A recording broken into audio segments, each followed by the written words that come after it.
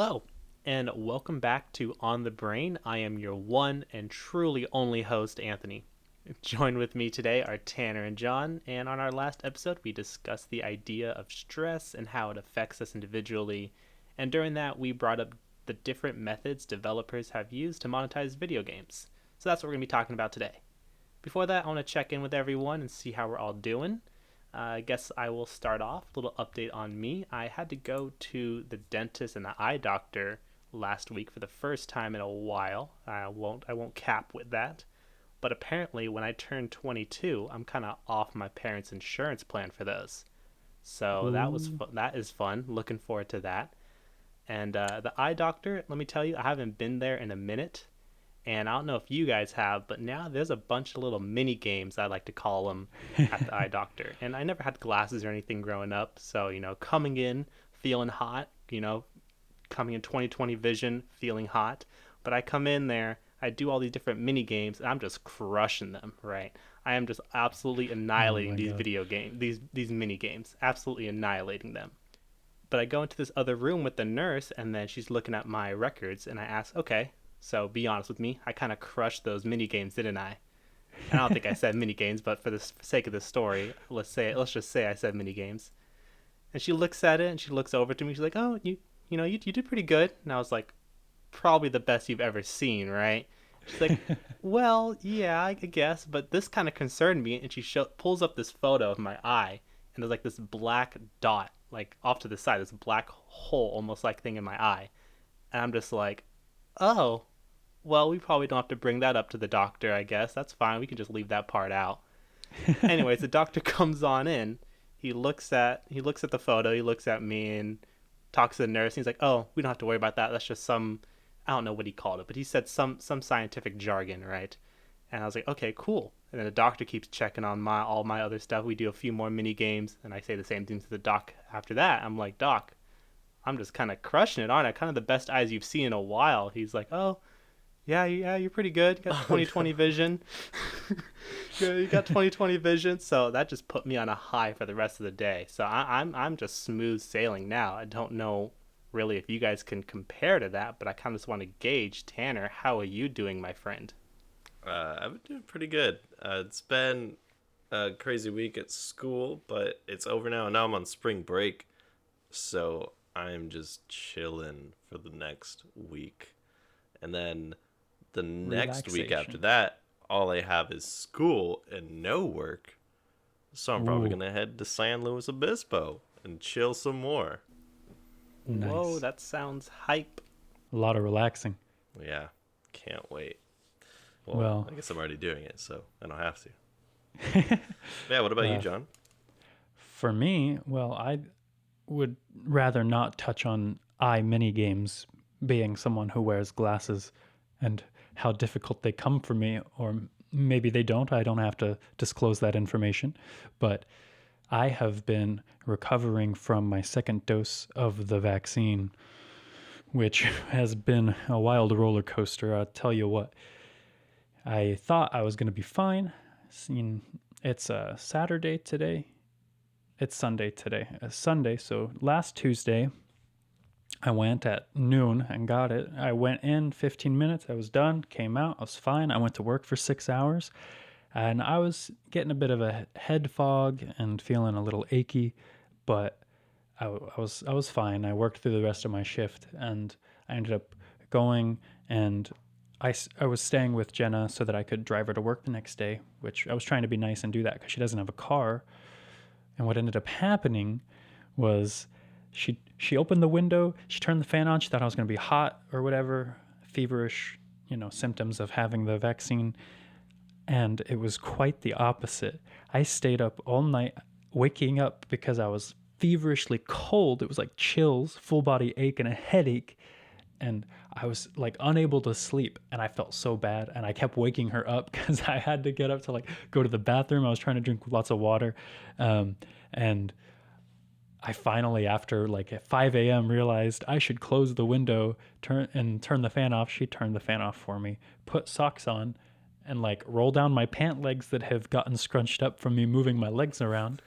And then I was out, but I only got like 4 hours of sleep after that. I spent like 24 hours over the course of 24 hours sleeping practically that much.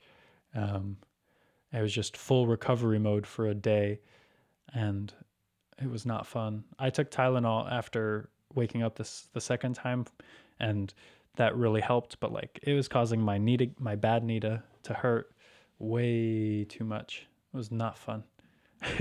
That's crazy. It is. But you know what? I'm feeling perfectly fine now. And the pandemic anxiety has been lifted off of me. I can no longer be phased by those menial anxieties of being exposed to a virus. And that's probably false comfort, right? I could probably still get it and end up getting really sick. But it's nice to feel like I can see the light at the end of the tunnel. We're coming around. 2021's better off than 2020. Right. And you're not having chills anymore, right? So gotta No, say I'm good. you're pretty nice and warm and toasty. Fully Vaccine functional. makes you hot. Yeah, absolutely. Vaccine makes you hot. Awesome. Perfect. Let's roll the intro. The brain.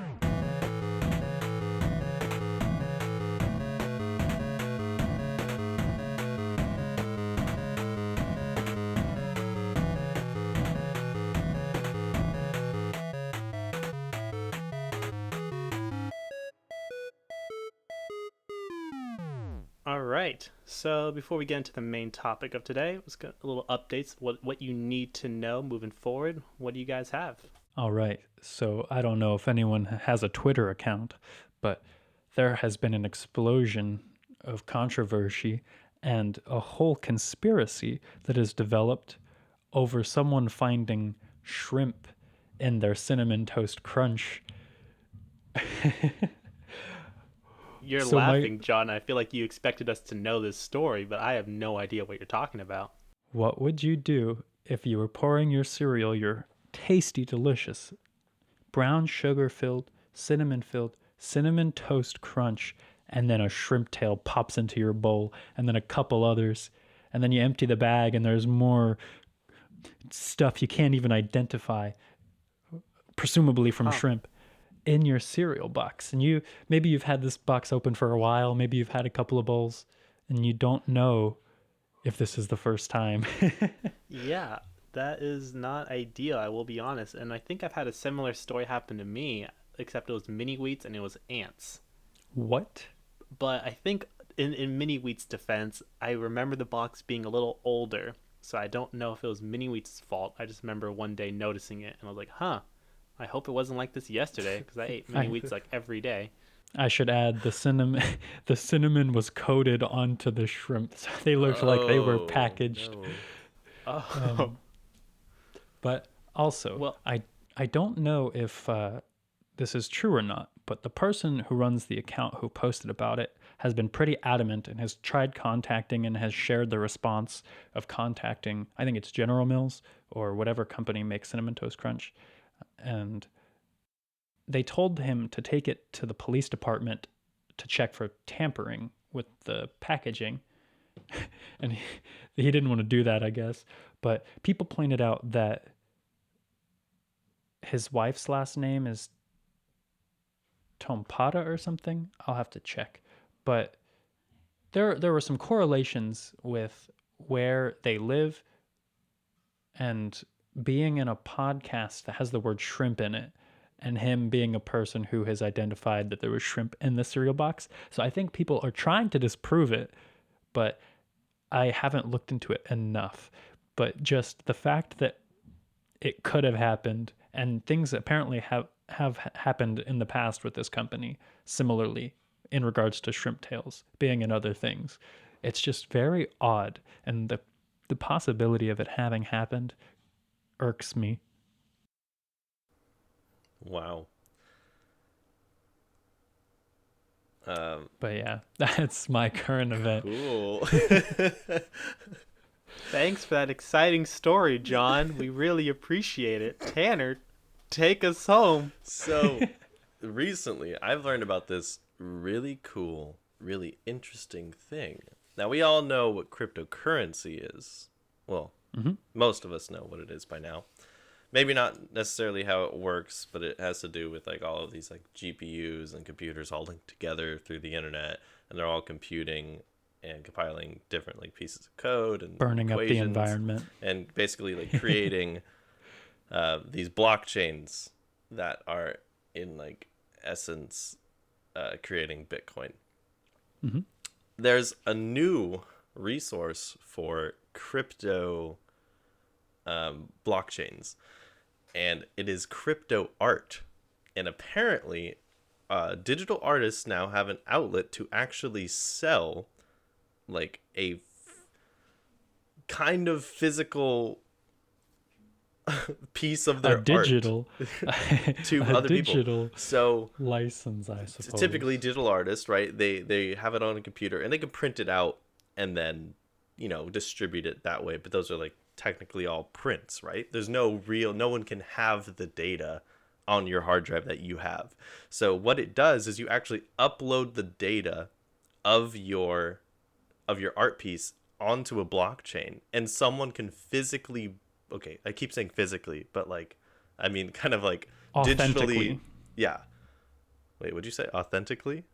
Mm-hmm. Yeah, authentically Authenticate the piece. buy the Yeah. piece, right? And so it would be like time stamped and verified to all computers within the blockchain that this person at this specific time bought the piece. And so then if they wanted it, they could technically hold it, and it's like hanging it up in their house. Like they have it, and if it appreciates value, they could sell it for more. If it depreciates, so it kind of depends on like how the artist is doing, just like with the painting. But now it's like a way that digital artists can actually distribute their work for like hard cash, you know, without just like printing it out and sending files to people. And for anyone listening who doesn't know what he's talking about NFTs, or non-fungible tokens, which has been the craze if you watch the news or stay online, because there's huge controversy over if it's bad for the environment or not. And a lot of people online have been criticizing artists for supporting it, even though it's great for artists who have a following to make a lot of money. It's theoretically detrimental to the environment when cryptocurrency is still yet to become eco-friendly, I guess, is a Yeah, way of that's putting really it. true. Cryptocurrency and pretty much all of the computational power that goes into creating these blockchains is immense. Like it's Yeah. really bad. Um, For I see a lot of arguments that NFTs don't actually add to it by existing already. The energy is getting used, and I think some people who argue against it say that it's this single piece of art is causing, you know, one European family home's month of electrical consumption. I tried to look into it myself too, and I got some confusing answers, but I also didn't look into it enough to be, right. Yeah, topical. But it's from what I can gather, it's, yeah, like you said, it's the cryptocurrency itself is in the computation is what's eating up a ton of electricity. I don't know if NFTs necessarily are specifically adding to that though. no, they're But not. It's kind of like boycotting like a paper company. It's like they're still tearing down forests, they're still making paper. Maybe yeah, we're not buying it, but someone else, it's already out there, it's already being used, it's already being created. And so what the artists are really doing is kind of just like, well, they have an outlet, they can make money, and so they're using it because it's already happening. mm-hmm. So don't blame the artists, blame the people who make the blockchains. Yeah, we need to find out a way to make cryptocurrency Efficiently. carbonless, hopefully, because it's very empowering to the individual. I think it is the future of currency, I think, and if crypto art is a part of that, I see it being a future for artists as well, but it just needs to be done responsibly. I don't know what the right answer is, sadly, but it is fascinating regardless. It's just these concepts are so bizarre. The fact that we've reached a point in society where people are arguing about if they own a thing that isn't a thing. Like Like I love the memes online where it's like the dude standing at the party and it's always the like pessimist or whatever, and then you put your caption in, and there was one where it was like, they don't know I own the NFT to this song. Yeah. And it's just, I love that because there is that kind of, well, collector's items are a weird thing for people to understand who don't collect. And even for someone like me who has collected in the past, I still am like, is it necessarily that, important to own something just because it's exclusive? But it is fascinating regardless. But yeah, great topic to bring up. Awesome. Okay, I think it's time to move into our main topic for today. And what we're going to do is we're going to go over just, yeah, the different methods companies have used to monetize their games. And I'm just going to walk through them. There's definitely going to be some stuff I miss or games that I miss that fall into the categories, but we'll do our best. And we're just going to give our opinions on each one and ultimately say if we approve of this or not. So, for the first, I think the only way to go about this, I just called it the original, where you just buy the title. Games these days, for a new, first title game, it's like $60 on average. If you want to get it for a console, and the prices range, depending on like indie games and things like that. And I feel like the only way that these companies monetize post, which can fall into any one of these categories later on as well, would be just merchandise. So Yeah. just any game, no matter what it is, any merchandise helps the developers. So I didn't write down a specific example. We could all, envision. Yeah, I But I think don't know. a What are lot our of thoughts?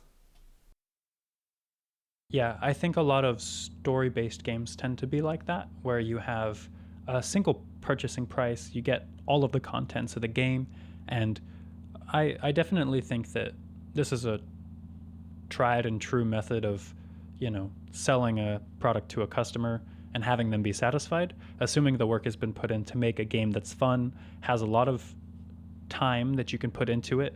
Um, but I guess that's a good question to you guys. For something like a $60 price tag for a game these days, how many hours do you expect to get out of that? I guess is a little tangent. It's interesting because I mean, games are so different. You have a game that was like $25 Minecraft, Mm-hmm. and then a $60, Call of Duty game. Yeah, Totally different replayabilities in both those games. exactly. Yeah. And I guess like for the price tag, you're also paying for kind of the experience and the graphics and the work put into it. For like AAA games, you're getting the best of the best graphics pretty much all the time. Well, you would hope For so the at time. least. Well, Yeah.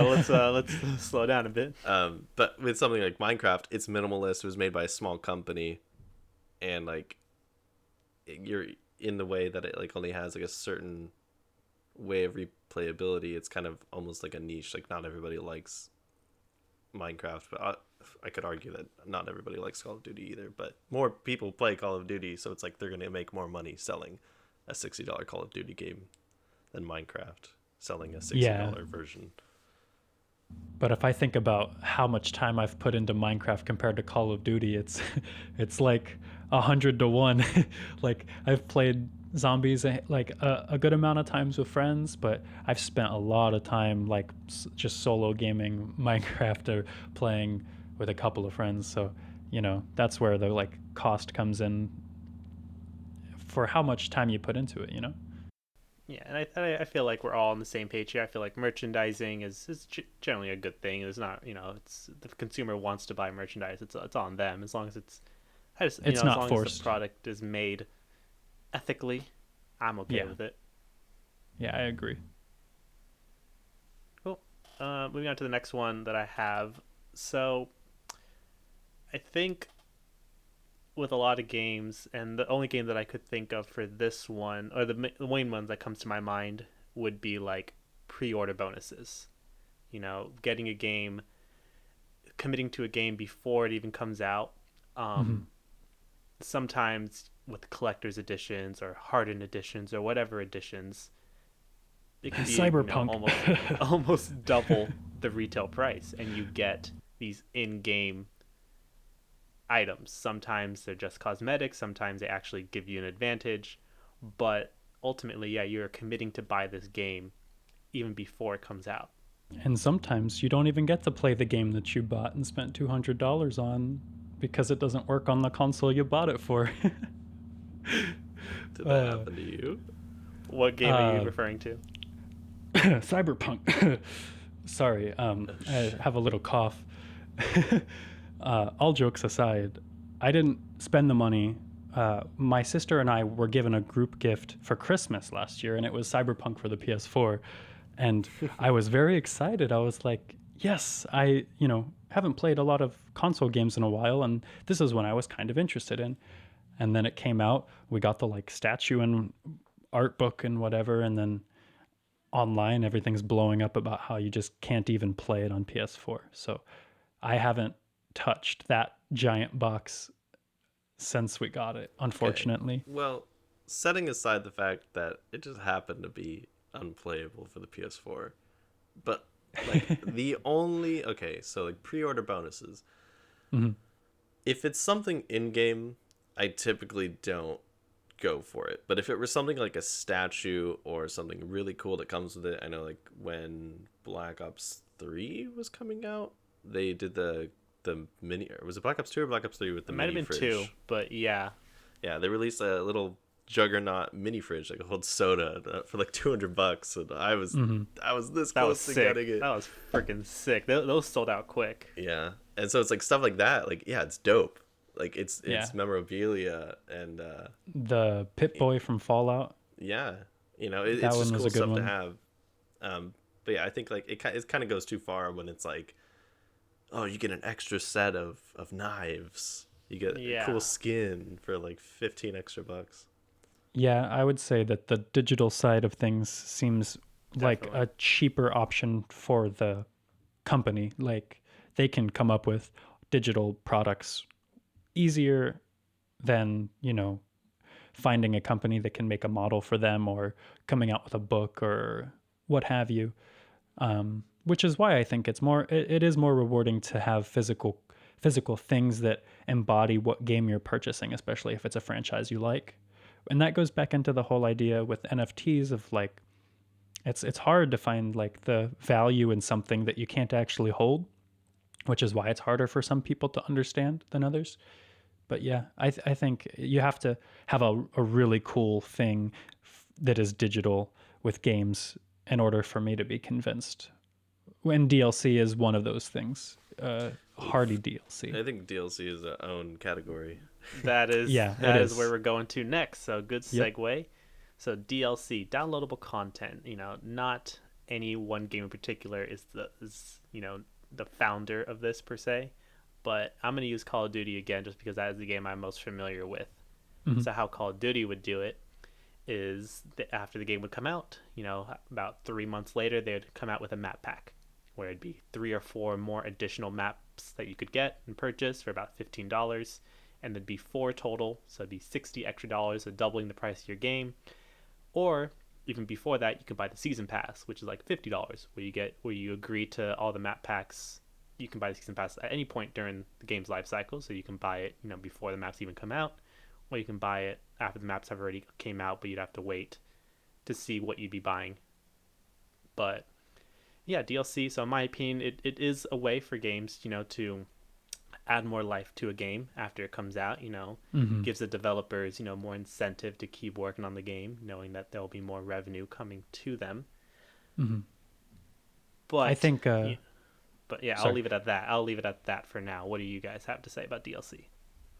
I think for one good example is Battlefront 2 for the PS4 or for that generation of We consoles. will we will we Uh, will get to Battlefront too. Don't you worry. oh, will we? Yeah. So DLC can change the game from what I can gather with that game. It became a playable game to an extent, and I know like Breath of the Wild is another game where the DLC greatly adds to it. Or for example, another recent one is Bowser's Fury for Mario, Super Mario 3D World. That had really really good reviews. Um, Yeah, definitely. There's something to be said about DLC being able to revitalize a game for sure. Hmm. Um, but what's the difference between like DLC and like an update? Going back to Minecraft, they do major updates to the game that change the game a lot, We have one coming but out in a they few don't months. Yeah. charge for it. So Yeah. what is the distinction in your opinion? Nobility. Yeah, I know back in the day, uh, people would be like, oh, PC concert, PC or console, and I'd be like console. They'd be like, we get free DLC, and then that stopped really quickly after consoles were making a shit ton of money off of paid DLC.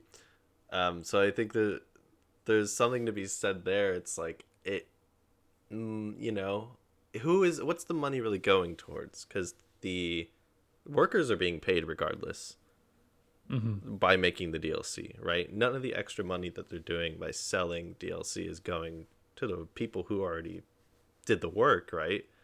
Yeah. I would say that depends on like how prestigious the game is. Yeah, when you get a company like Activision, the workers getting paid regardless. But maybe like smaller developers or indie developers kind of Like need to rely on this, being profitable this for them in income. order. Yeah, Yeah.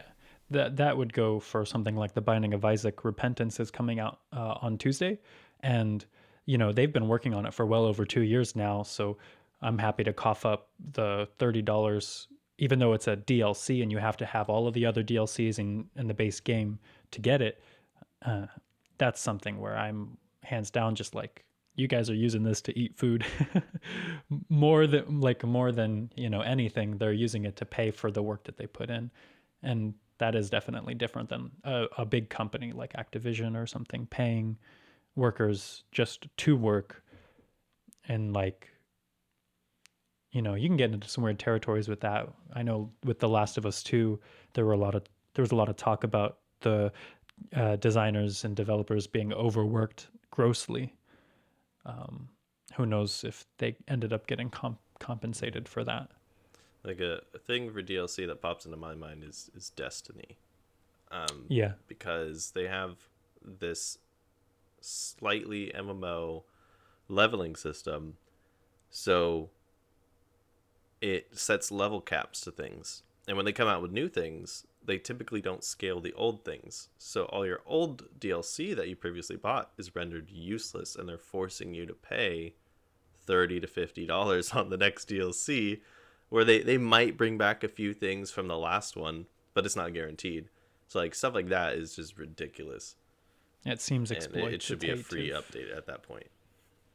Yeah. And that's the glory of something like Minecraft, where, with the last update they did and the one that's coming out, the game feels so different. You could almost call it a Minecraft 2 from what the original was, or Minecraft 5.0 or whatever it is, because they've changed it so much. And that's a very noble thing, is when a company or a developer for a game can bring new life to a game and let it just be accessible to the audience, because they paid for the game, and you should get to experience the game how the creator intended. And when you start charging, you can walk a tightrope between, are you just exploiting for money, or are you doing this right. to make a better game? And again, I think we'll get more into this idea later on, but it does seem like that norm is kind of shifting now, where Yeah. DLC is not being as common for a lot of these bigger games, where it's kind of more focused on just updates and monetizing it with other methods, which I'm more in support of not having DLC, because it also splits the fan base, right? People who have it versus don't have it, and they can or can't play together anymore. Right. Yeah. Yeah. Sorry. Call of Duty Modern Warfare did a really good job with this, where in the when the game first came out, they were like no paid DLCs, and so I think that pushed a lot more people to buy it in the first place, just because it was out of the norm for the time, because we were so used to just throwing our money at these huge companies and Hmm. like getting really like little in return. But what they would do is, like Anthony was saying, is that they'd come out with different updates that would maybe add a few maps, add a few guns, different skins. But we'll talk about skins later. Um, and it was nice because it was like it wasn't game changing, but it was nice to come back to it after like a month or two and have it just a little different Yeah. rather than expecting this giant change to happen all at once. Hmm. Yeah. So, I mean, ultimately, what are your guys' final opinions before we move on? Like on DLC, do you think it's something that you don't mind in games, or something you'd like to see kind of go away? I think I agree with you. When done correctly, updates tend to be, I think, healthier for the community. It keeps people engaged, and the barrier to entry is lower. Hey everyone, just wanted to let you know that there were some technical difficulties in the upcoming section. My audio actually quit out, so Anthony and John are going to finish it off, and then I'll put in my 2 cents, and then we'll pick up right after that. Yeah. Awesome. Okay. All right. Another big one. So, again, and this isn't an item that isn't started. I'm going to use three examples. I'm going to use a good example, a neutral example, and a poor example of loot boxes. Okay. And loot boxes, different MMOs have had loot boxes, and CSGO I know has loot boxes, but I think these three were ones that kind of stood out to me, especially more in the newer age. So the first one I want to use is Overwatch. So Overwatch, when Overwatch came out, they only, and they still only have loot boxes, and you can get in-game items, you can get skins, maybe different emotes and stickers and whatever. And I mean, this goes into what you were saying about skins, Tanner. But you know, you would purchase with real money, in-game currency to buy loot boxes, and you have a chance of getting any of these items. Maybe you can get specific loot boxes, which is a more narrow list. Maybe a Halloween edition or Christmas edition loot boxes where you can only get those type of skins, Mm-hmm. but you're purchasing just a chance to get these items. However, I'm using Overwatch as a good example because as you can do whatever you want with these loot boxes, but they're purely cosmetic items. There's nothing in there that gives you an in-game advantage over someone else, just besides flexing on them. Yeah. Yeah, they are all cosmetic items. And more of a neutral example that I have is back to Call of Duty. Black Ops 3 is the one that kind of stood out to me because when the game came out, they didn't originally have loot box, if I can remember correctly. Maybe they added it, very shortly after. But either way, they did have loot boxes. And similar to Overwatch, where you would use the money to buy in-game currency, and I don't believe there was really other ways to earn currency other than purchasing. There might have been like challenges you could do, and same thing where they would have maybe seasonal loot boxes, and it started off being all cosmetic only, which was fine.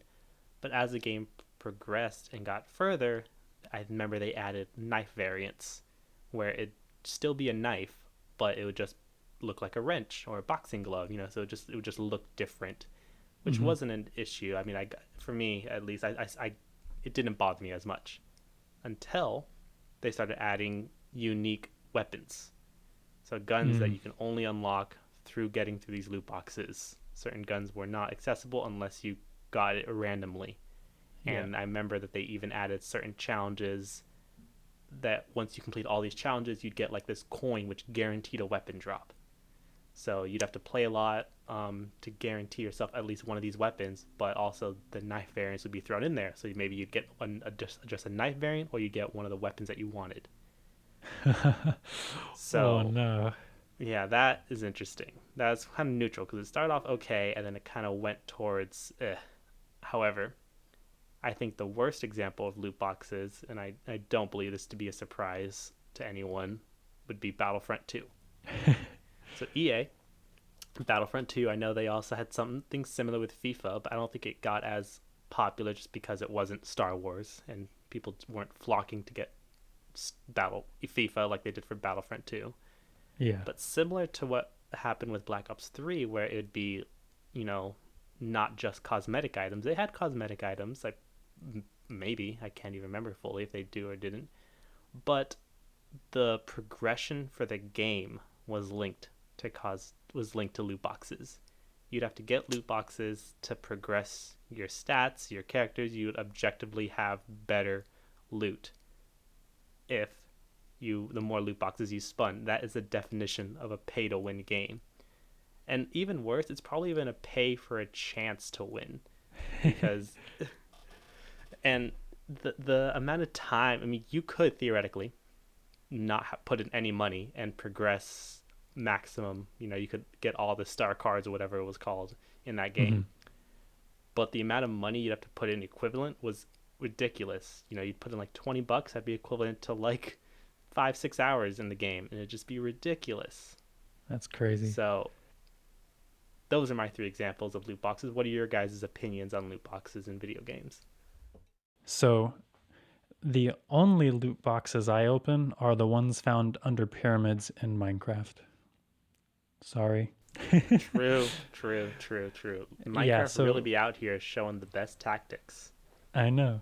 In my opinion, loot boxes, when cosmetic, are fine. I agree. And it should not be dependent, your progression should not be dependent on paying money or egregious amounts of time and loot boxes to get further in the game. And this gets into the territory of microtransactions as a whole. I guess, what are your guys' opinions on microtransactions? Because they tend to be seen in a negative way, but they still seem to fester and continue to be something that companies use. I guess when you say microtransactions, what do you mean specifically? It's it gets into the territory of pay to win.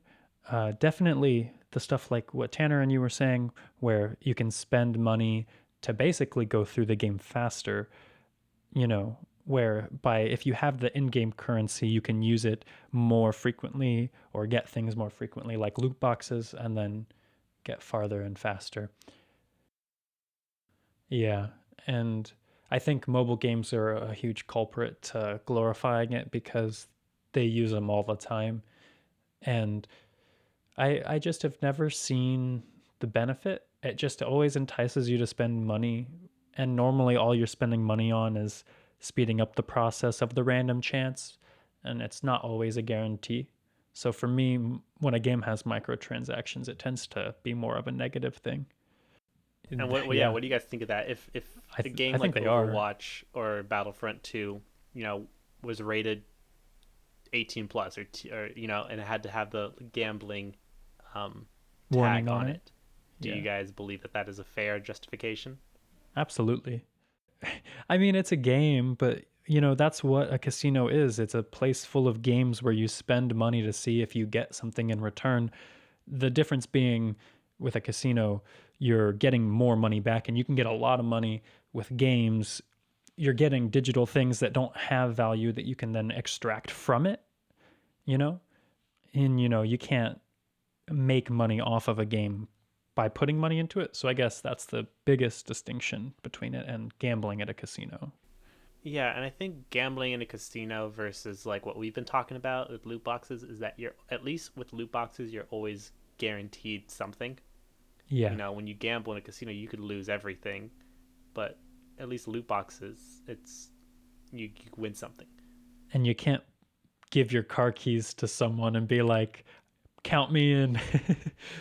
Um, yeah. So I mean, what? So overall, do you think loot boxes is a thing that should go, or you don't mind seeing it so long as if it's only let's just say if it's not Battlefront 2 level progression linked, if it's more Overwatch, purely just cosmetics, how can loot boxes be done right? Is there a place for them at all? Yeah. I think that it should always be optional. Cosmetics are optional.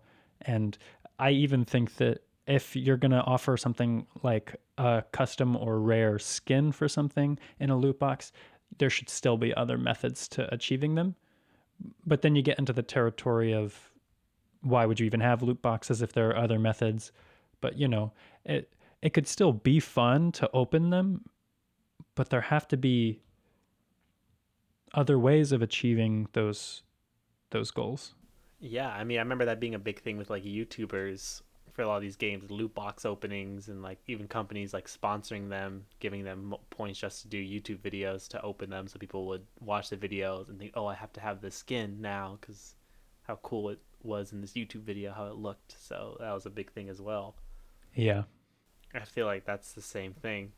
That's Yeah, ultimate that, and that's more pay to win than some of these.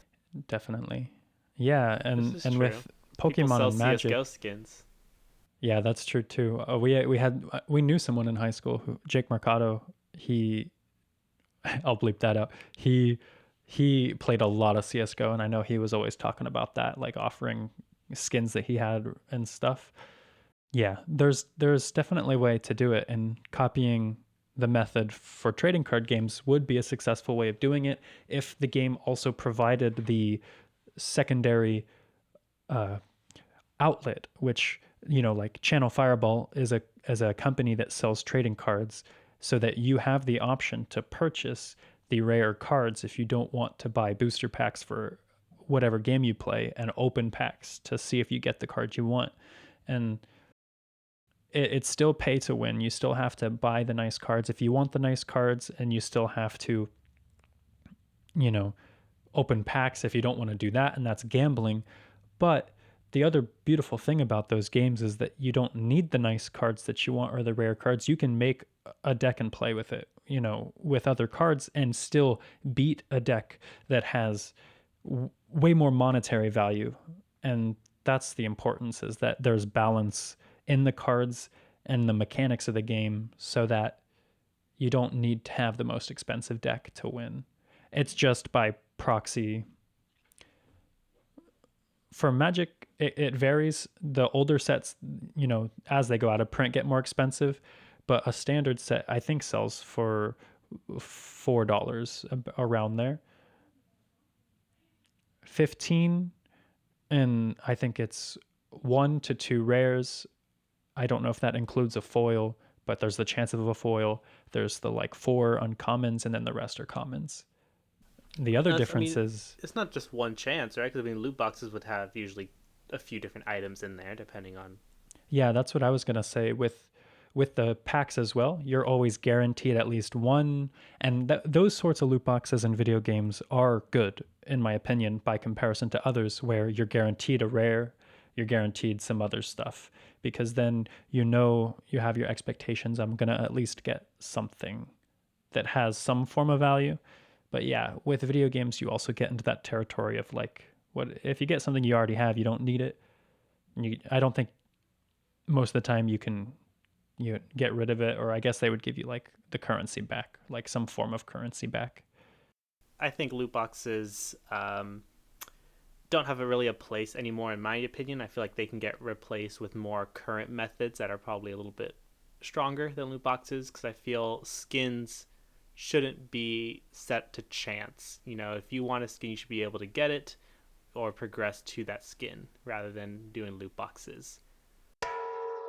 So just to recap what I was saying during that conversation, I definitely like loot boxes more than other methods of monetization, but it can still be a little kind of cash grabby. You can end up wasting a lot of money, and you really don't know if you're going to get what you want. But what I was talking about with John earlier in the section when he brought up Magic was that I was saying trading card games are probably one of the best ways of doing loot boxes, because you're putting in your money, probably about like $4, and you're guaranteed 10 to 15 cards, and you're also guaranteed, well, in most games, a few commons, a few uncommons, and maybe a rare or two, and you might end up with like an ultra rare card. But that's kind of the gamble. That's the fun part about it. But at least you're getting the other 14 cards that might help, right? Because instead of just getting 1 or 2 things out of your loot box, you're actually getting stuff that can be useful to the game rather than getting a skin nobody uses. But I agree with Anthony in the end that loot boxes have had their times, but they were fun while they lasted. All right. I think now's a good little take a break for a moment, and we'll talk about our drinks for this week. I will start us off. This is the trifecta, and this will be my last time bringing in a kombucha. Same from Whalebird again. This time we got Purple Rain, another tea-based kombucha with mentions of herb, blood orange essential oils, chamomile.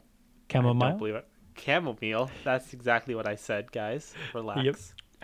And butterfly pea flower. So it was very Butterfly lovely. pea. Yeah. What do you mean?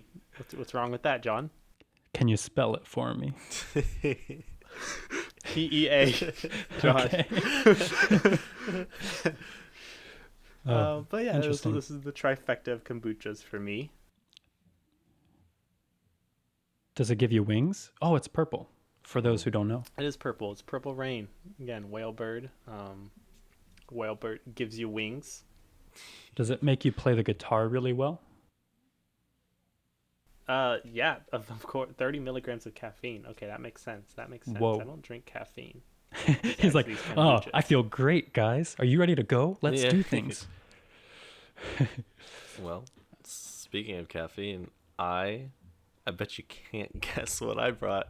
I brought a cup of coffee again, but there's something special Ooh. about this coffee. It is from a local coffee cap local cafe in downtown San Luis Obispo called Kin Coffee. Fantastic. They have some amazing blends. This particular bag that I bought is grown in Ethiopia, Mm-hmm. and they typically grow at higher altitudes, so it actually makes the coffee sweeter with more like floral tones, more acidity. So it actually is it's a more almost tea like in a way if you brew it Interesting. right. And it's got notes of like different berries and some sort of flower. I forget what they had on the bag, but it's really really good. Interesting. For me, I have something that starts with an H, ends with an O. It's called H2O. And in it, I am trying something called Athletic Greens. It's got 75 vitamins and nutrients that you need. And it's a green powder you throw in your drink. And then, you supplement getting all of the good stuff you need out of your day. And it's not terrible. And I've been weaning off of the Huel, so I'm looking for other things that are still healthy but contain the nutrients that you need to go through your day. And I'm back to eating meals but trying to eat healthier. I'm turning into a millennial and I had avocado toast today. Love But me yeah, some avocado toast. it is good. All right, back to the regularly scheduled program. We left off with loot boxes, and that kind of transitions us naturally into just microtransactions in general. And I want to focus on both like mobile gotcha games as well as just in-game shops. So, opposed to um, loot boxes, in-game shops focus more on committing to buying one particular item. So you know what you're gonna get, and different games that I know have had pretty successful shops are more the modern games. So like I'm thinking of like Fortnite, Apex, and Valorant. Mm. Um, the latter of which, Valorant, being really expensive skins. You'll have one knife skin costing $30. Holy One cow. the legendaries for that game are ridiculous. And I'll preface by saying, these games are free games. Mm-hmm. Fortnite, Valorant, Apex, are free games. So the only way that they make money is through these Is. kind of methods. Mm-hmm. That makes sense then. So I mean, because me personally, with in-game shops, I've bought skins in the past. Nothing for Valorant, because Valorant again is just ridiculously expensive, at least for me. And if you choose to get these skins, you at least know what you're going to get as opposed to loot boxes. So Mm-hmm. I prefer this method. However, it's still what it lacks is I like the idea of showing off a skin to other players, and that shows them, oh, you did a challenge that was ridiculously hard, or you progressed something. I want a skin to represent something in the game rather than just monetary value. Yeah. So stores, freaking ridiculous. I honestly hate this idea because most of the time it's done wrong. Um, I don't like that people can just have the option to throw away their money on different things. That again really don't have any actual value. You're not getting anything in return, and like Anthony said, it's not like you're showing off something cool. Mm-hmm. I mean, you're showing off something cool, but it's not something that you've done. You're kind of just saying like, "Ooh, like I spent my money." Yeah. Well, I agree. I think there is more satisfaction to earning it than spending money for it. And that comes into the whole aspect of, not everyone has money to spend on games after purchasing it, or sometimes at all for games that are free. So it's rewarding to have something where you can play, put time in, get better at something, and then get rewarded for being better at the game. Like eventually you end up getting a custom skin made after you because you're so good at the game. Yeah, I would say a Cough bad ninja. example of a store is Fallout 76. Oh They yeah. implemented a microtransaction system where their currency was called atoms. I forget the exchange rate, but I think it's like 100 to 1, where it's like 100 atoms would be $1, right? Pennies. And so in game, all it does is give you like in game things Yeah. for, yeah, cosmetics and different ways to like build your like settlements, like little decorations and stuff. But for example, an in game hat that had like some numbers on it was $5 in real money. For a hat you're probably gonna use for like a few days. But it's like stuff like that. It's just like it's so ridiculous. They're going down to literal like they're just taking every single model in the game for, like a certain guitar or like a snow globe, and then like putting it up there for like $10, $10 to $15. And That's that is crazy. so bad. Yeah, and I would even say I mean, it might be worse because Fallout is not a free game. You have to pay for Fallout Exactly. before that. Whereas something like Valorant, which, again, the prices for Valorant skins are crazy, the largest I've ever seen. It's just ridiculous. And even like the Hmm. bundles, they'll do bundles, and those will be like $60 for like a bundle of skins. And but at least it's a free game. So I guess you could choose to buy a few things if you wanted to make Yeah. up for that. Yeah. But I don't know. Do you guys prefer loot boxes or in-game stores?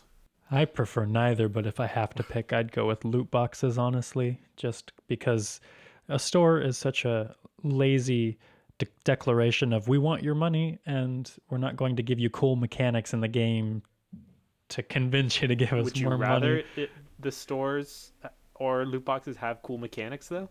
I mean, no, I'd rather the game have cool mechanics that they didn't need a store for. Like, charge me more money and give me more to play um than, you I know. think stores, in-game stores, are much better than loot boxes because they actually promise you something. Hmm. A good example I would say is Modern Warfare. They have a cosmetic store, and I've looked in it. It's pretty cool.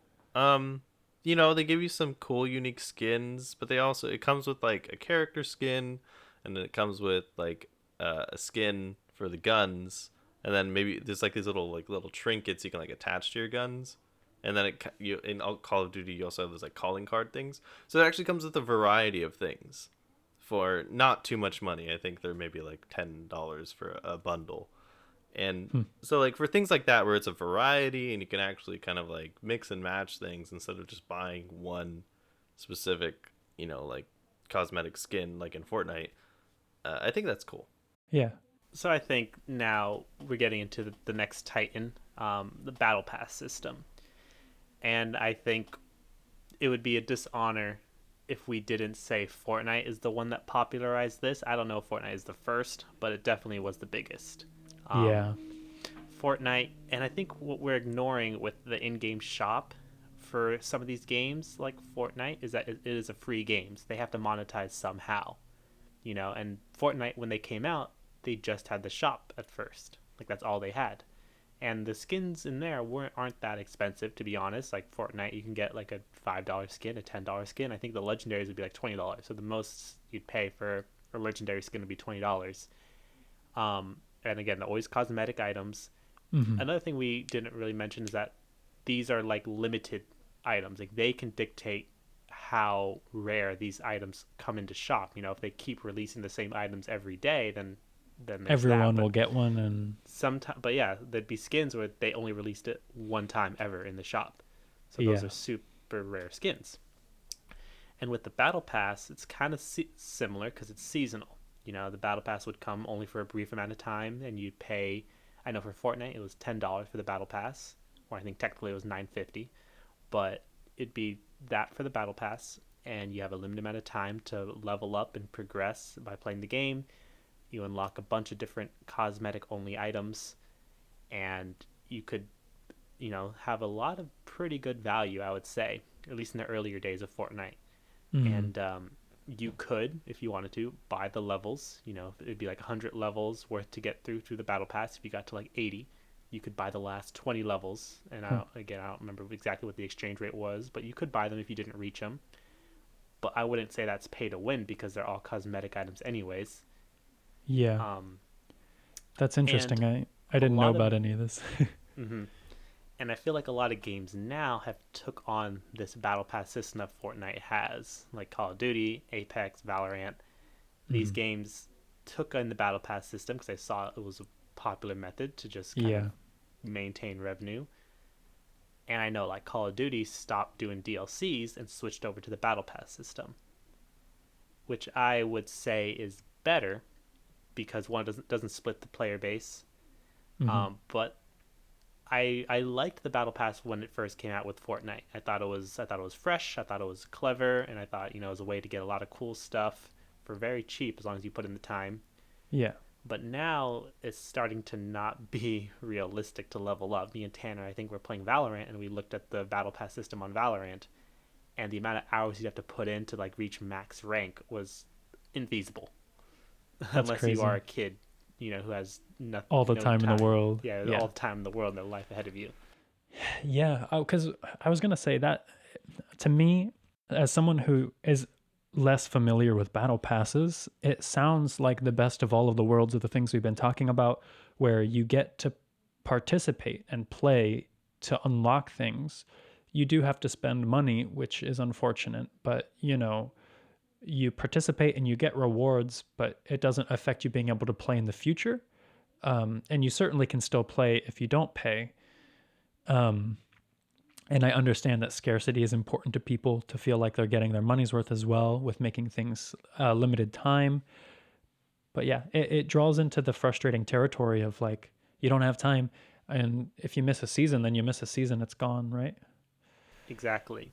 And something else to think about was these were seasonal battle passes, right? It'd be out for a few months at a time.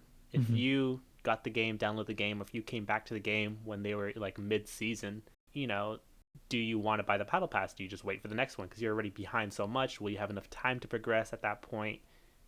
So that's another thing that is an issue with the battle pass system. Well, Fortnite had a good implementation where if you finished the battle pass, you would typically have enough in-game credits to buy the next battle pass for basically free. Right. And that's Right. another really cool thing because that shows that they actually care about you being able to play more than they care about making the money off of you. Because I think there's a healthy balance that a company can have with a consumer where they understand that to stay moving, they need to make income from the consumer. The consumer understands that they need to give money to continue to receive products. But, it feels less greedy when a company can say, hey, here's more back and let's keep this cycle going, like continue to play the game and continue to have fun. And when you need to throw money our way, we'll keep making content, Yeah, and you I know? think another thing that I liked about the Fortnite Battle Pass system was, if you put in that $10 and you unlock the Battle Pass, it'd be a lot more things you could get rather than just the Battle Pass system. Like there'd be other challenges that were unique to only people who got the Battle Pass. And if you complete all those challenges, you'd get like a rare skin. Hmm. A skin only available if you completed all the challenges, but the challenges were only accessible if you bought the Battle Pass, which I was fine with because I think as long as they're always cosmetic, I don't care. If I played Fortnite right now versus someone who played Fortnite who's been playing every single season, if we both just started up, he would have no, you know, on paper advantage over me besides just skill at the game. I mean, if they unlocked everything from playing, they'd have a lot of hours. Yeah, They so might I be mean, really good, but but if we switched accounts, I'll say yeah, yeah, still like we are in the same. There's nothing advantage I would have. I guess I would say yeah, if I exactly. switch. Yeah, Well, that's interesting. Did you and guys? I'm more a fan, of unlocking skins, through challenges. So I think Fortnite was able to even add that element into their game as well, which is cool. Yeah. And I think if you're a free game, that's probably the best you can get from a company right now that we're seeing. Are there any other types of transactions with companies for games that you guys had in mind that you wanted to talk about today? The last one that I had was the idea, and this is more of an idea because it's not really fleshed out all the way, is streaming. That I feel like is, kind of where the next step would be, in my opinion. Just, and again, there are some avenues that companies starting to pursue, but it hasn't really hit the ground yet. But Hmm. I think that's going to change the game. I think streaming games, just having a queue of games like Netflix, just and you could just jump into any of these games. So, like for example, let's take the game Fall Guys and make a version of Fall Guys where it's live streamed and you tap in, you sign in, and then you wait for the round to finish, and then you're a part of the next mini game. You play it, and then when you want to leave, you leave. Do you mean? Are you talking about like Stadia and the Xbox Pass thing? Right. I'm talking more Oh, like that. Stadia. Yeah, I'm talking more Okay. like streaming in the sense like Netflix streaming, where it's you go onto Netflix and there's a queue of all these movies, like kind of what Netflix did to Gotcha. Blockbuster is what I'm thinking. And you know what? I feel really stupid now because looking back at what I just said, I just described playing an online multiplayer game, anyways. You're just choosing to No, play and you're joining in. Okay, yeah. So, um, portability is a big thing for you then in the future, like being able to play console AAA games but on the go, or I mean, it doesn't have to even just be console. I feel like this is something with oh, and any you know what? Access, subscription based access to a company's whole line of games Yeah. definitely seems like a future. just That subscription based. Like it could all be wrapped in one. You buy a subscription to is how I envision this to go. Same thing with Disney Plus, Netflix, Hulu, whatever. You buy a subscription to this game streaming system, and every month all the games would import into there. And an ideal world, the next Call of Duty gets enrolled in this new game pass system every year, or the next whatever. But I cannot. for games like Call of Duty where they make one every year, I would be totally for something like that. But for me, I appreciate subscription based models for things that you need and you need consistently, but are reasonably priced. I hate that Adobe is subscription based. I don't know if games are something where I'd be more comfortable with a subscription or owning it because you don't always, or for me, I don't always play games. It's a come and go thing. So owning a game sounds more enticing to me because I pay one price and then I can play it, pick it up whenever I want. I don't want to have to spend $20 again because I dropped the subscription and then decided later I wanted to pick back up the game and play it, stop for a bit, and then have to keep paying. Um, if it's something that exists where you can still purchase the physical game, I think it could work in the future. But for me personally, I don't like the idea of it being the sole method for companies to have games.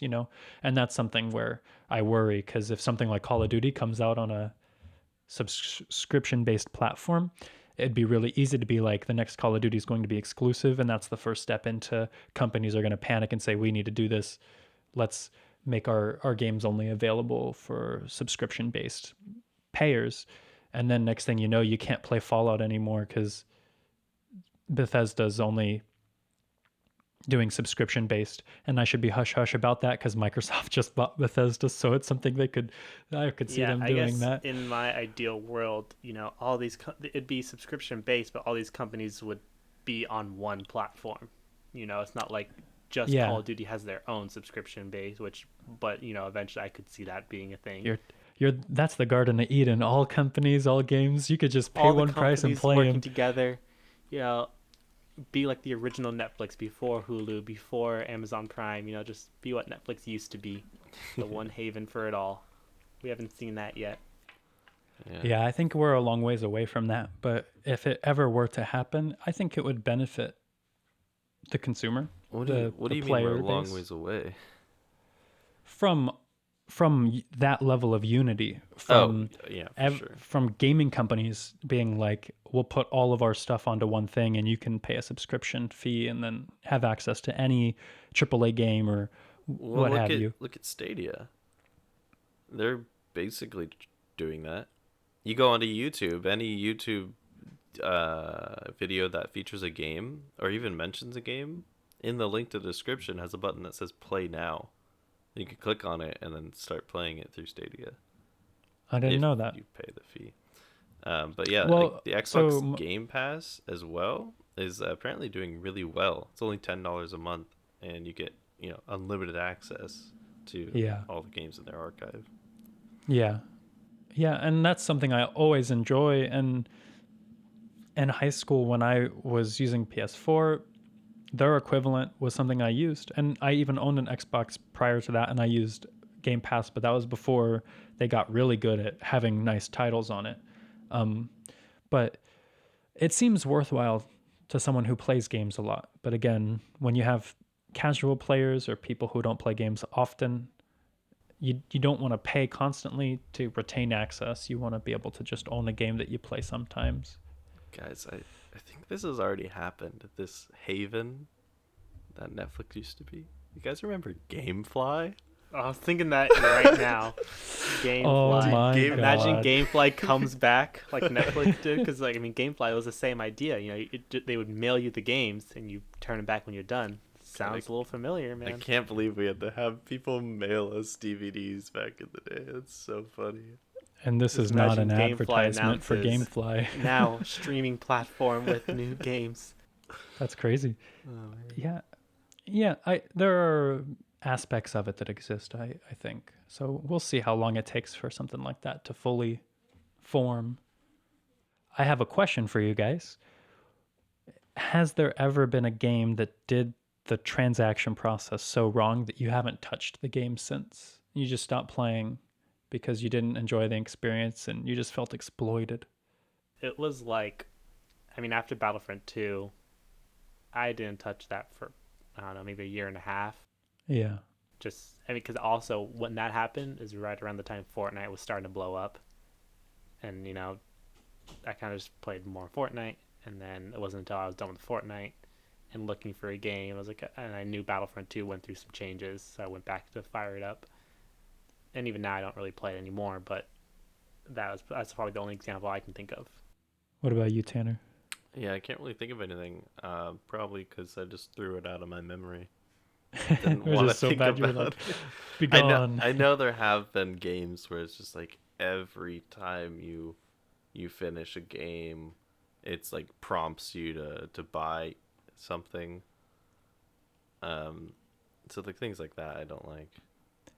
Yeah, for me, the worst experiences I've had are just addiction to mobile games, because I did play Clash of Clans and and Clash Royale, and spending small amounts of money and then convincing myself to spend more money to help speed things up, getting ultra competitive with it. Like, it was just not good. I think I had another one that was a console game, but I can't remember. I guess looking back on it, Battlefront 2 seems like one of those games where it's just leaves a bad taste in your mouth. All right. I think that wraps up our time here today. Thank you, everyone, for listening. Please check out any of our other episodes. Thank you. We love you. Yeah. Thanks. Don't leave. Listen, we'll have another one in a little bit. Or if you're coming to us from the future, hi there. I hope the world hasn't ended yet. Also, I'm glad you get to binge all of our episodes, because that's what you're going to do. Cool. Have a nice day, everyone. Bye. Bye. What is up, guys? It's your boy, Tasty Tone, back at it again. And you certainly still play if you don't play. And you certainly can still play if you don't play.